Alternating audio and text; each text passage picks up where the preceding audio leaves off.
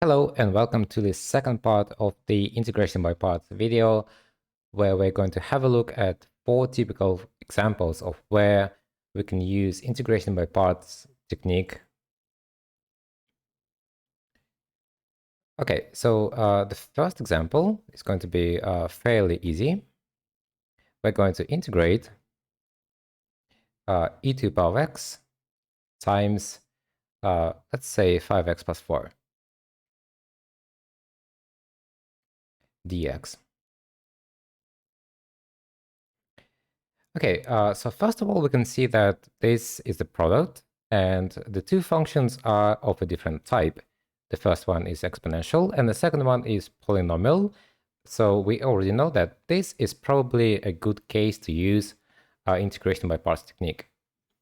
So let's write down the formula. Integral of u derivative v equals to no derivatives, so u times v, minus integral, and switch to derivative. So v derivative times u. Now, next step, we will have to decide which one is going to be u derivative and which one is going to be v. I would recommend always to choose the polynomial to be v. So 5x plus 4 is going to be v, and u derivative should be relatively easy to integrate. So I would say this is e to the power of x. Again, choosing v is my first priority. Okay, so now u is going to be e to the power of x because integral of e to the power of x stays the same, so it's e to the power of x, and v derivative we'll have to differentiate 5x plus 4 and we'll get just 5. So that means we can rewrite our integral and get, okay, so u times v, that's going to be e to the power of x times 5x plus 4 minus the integral of v derivative, which is 5, times u, which is e to the power of x, dx. Okay, so the first part stays the same. It's e to the power of x times 5x plus 4 minus 5, and then e to the power, integral of e to the power of x is again e to the power of x. And don't forget plus c. Right, so technically we are done, but we can simplify this a little bit. Let's factorize and take e to the power of x out of the bracket and have e to the power of x times 5x plus 4 minus 5 plus c. And finally simplify e to the power of x times 5x, and 4 minus 5 is minus 1, plus c. And I think that's going to be the simplest form. I would keep this as the final answer. Okay, now let's move on to the second example. And this is going to be a little bit more difficult. We're going to integrate again the polynomial x squared times the trigonometric function, let's say cosine x dx. Right, again, first of all, we have a look at the integral and see that the two functions are multiplied together, so it's a product, and they are of a different type. X squared is a polynomial, and cosine x is a trigonometric function. Again, that's a good opportunity to use integration by parts. Integral of u derivative v equals to uv minus the integral, switch the derivative, v derivative u. Now, let's decide which one is going to be u derivative and which one is going to be v. Again, I will choose polynomial to be v. So that means u derivative is going to be cosine x.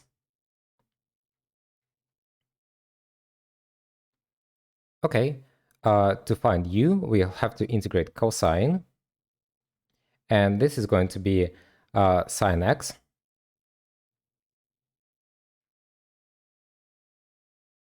Differentiate v, that's 2x. And we're going to rewrite our first integral.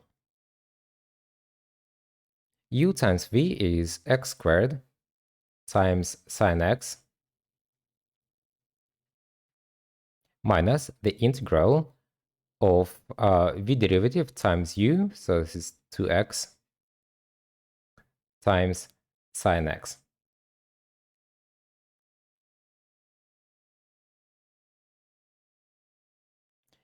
Again, I would recommend to take the constant or just a number out of the integral, and we'll get x squared sine x minus 2 integral x sine x dx. Okay, now the problem is here, we can't integrate x sine x straight away. But we'll see that, again, this is a product, and the two functions are of a different type, and clearly x sine x looks easier than x squared cosine x. So that means we probably made the right move. However, we can use integration by parts again to find the integral of x sine x dx. So I will call this integral of x sine x dx as I, stands for the integral, and I will deal with this separately. So I is integral x sine x dx. And I can use integration by parts again, so I'll use it twice.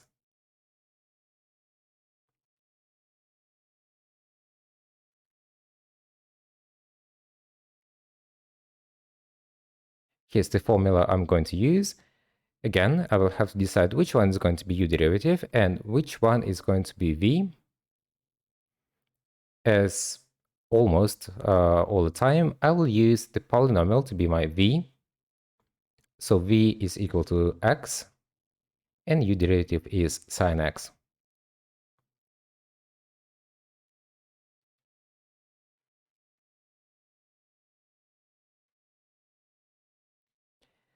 That means I will have to integrate sine x to get minus cosine x.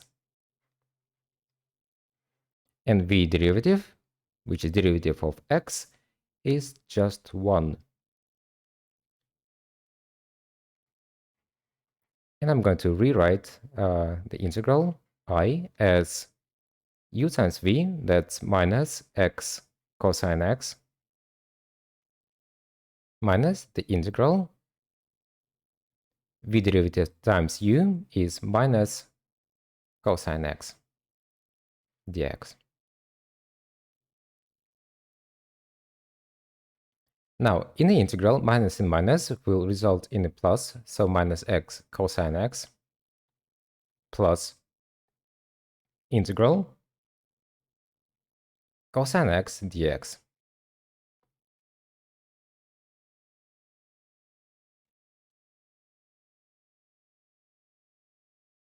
And now all I have to do is to integrate cosine x, which is going to be sine x.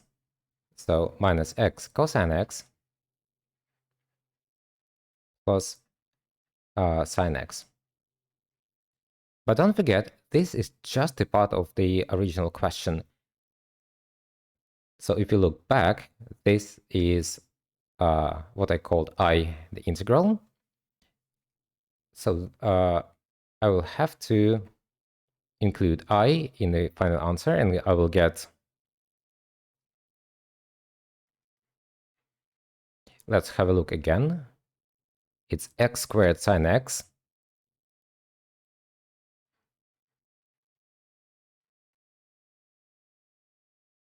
what was that on top? Minus 2 times I, which was the integral, and now we know that it's minus x cosine x plus sine x. Let's simplify that and expand the brackets. Minus and minus will be plus, so plus 2x cosine x minus 2 sine x. Okay, so x squared sine x plus 2x cosine x minus 2 sine x. Okay, I don't think we can really simplify it further. Maybe we can take sine x out of a bracket and factorize it if we actually think it's easier to look at.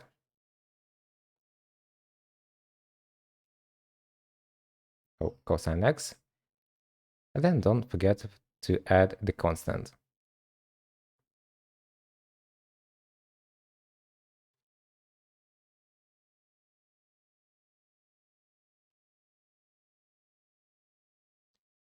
Okay, so that's our integral. So the moral of the story is we can actually use integration by parts twice. Okay, next question.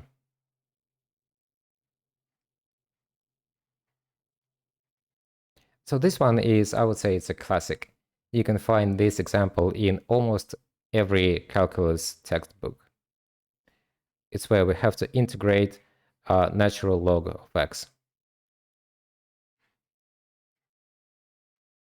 Well, apparently you can actually integrate this by using integration by parts technique. However, if you just look at this straight away, you might be thinking, oh, well, how can we integrate this by parts if we only have one function, log x? But in the formula, we do have two functions. Here's the trick. We can sneak 1 in the integral and say that log x is equal to 1 times natural log dx. And now we do have two functions. One is a polynomial, 1, and the second one is of a different type, which is a logarithmic function, so log x. And we can try to use integration by parts, so u derivative v equals to no derivative minus integral of, we're going to switch the derivative and say it's v derivative times u. And now we'll have to decide which one is going to be u derivative and which one is going to be v. Now, I said previously that my first priority is to choose v and make sure that it looks that the derivative of v looks easier than v. If I use this approach, in that case, I would have to choose 1 to be v, because v derivative in that case is going to be 0. But the problem here is that I would be forced to choose u derivative to be log x. That means I will have to integrate log x to get u. And that's actually my original question. So that doesn't really work. That means I will have to take my second priority in account. And I would say that v in this case is going to be log x. Because at least we know that v derivative is going to be 1 over x. So that means u derivative is going to be 1. Okay, let's try to sort out v derivatives times u and see what happens. So the integral of 1 is x,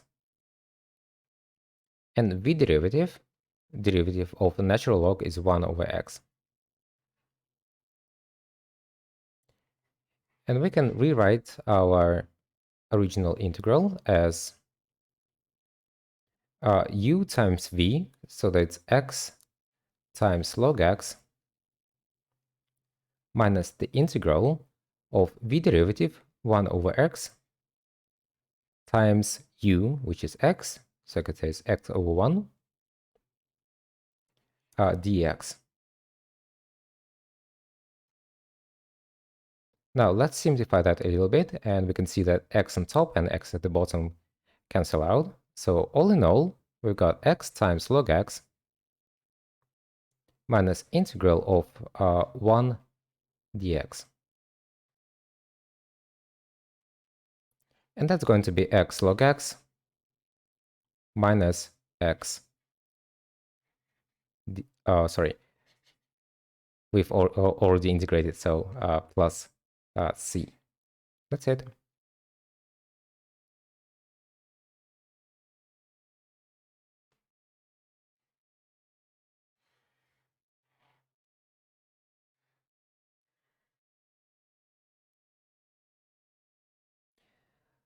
So very often this technique is really useful, where you can just sneak in 1 in front of the function and treat it as a product.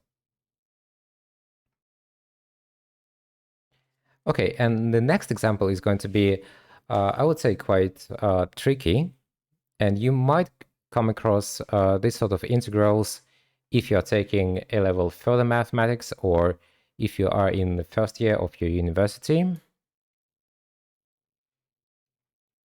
That is integration of the inverse trigonometric functions. This time we're going to integrate the inverse tangent.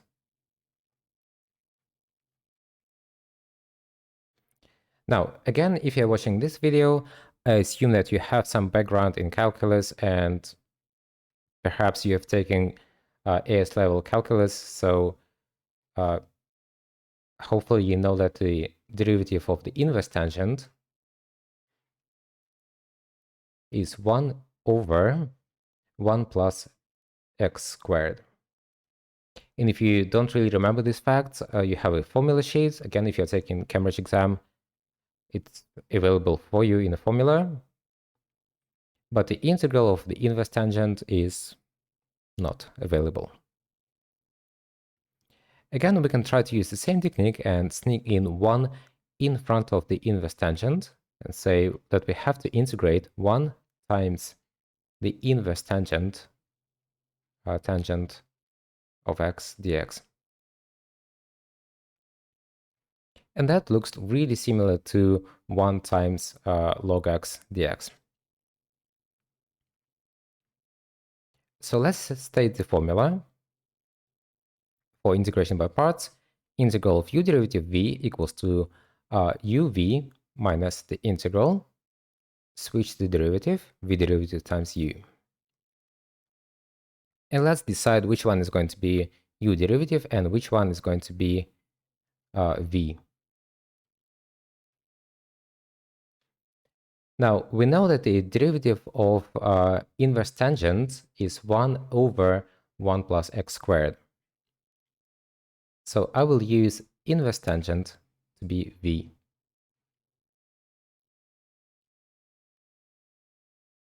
And then u derivative is going to be 1.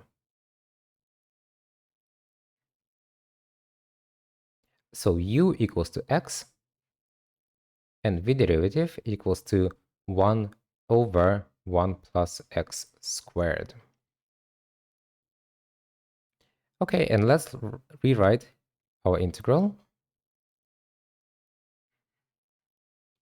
U times v, so that's going to be x times the inverse tangent of x minus integral v derivative, it's 1 over 1 plus x squared times u, x.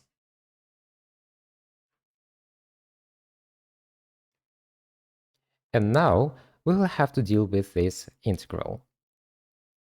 Now, you can use different techniques to integrate this. You can actually use substitution, but I will use the fact that the integral of the derivative over the original function is the natural log of the function. Why am I using this technique? Now, if I try to differentiate 1 plus x squared, I will get 2x, which looks almost the same as the numerator of my fraction, apart from the 2. However, that is not a big problem, because I can sneak in 2 in the numerator,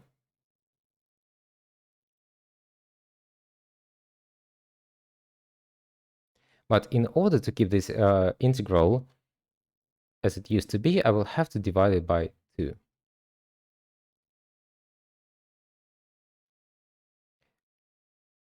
So now I can use that formula, and I will get x times inverse tangent of x minus a half natural log of the modulus of whatever is at the bottom. So it's 1 plus x squared. And then I will not forget to write the constant of the integration. And here we go. So that's the integral of the inverse tangent. Now, I hope you found this video useful, and I will probably make the third part of integration by parts video, where I will have a look at even more advanced examples of using integration by parts. But for this time, that's it. Bye.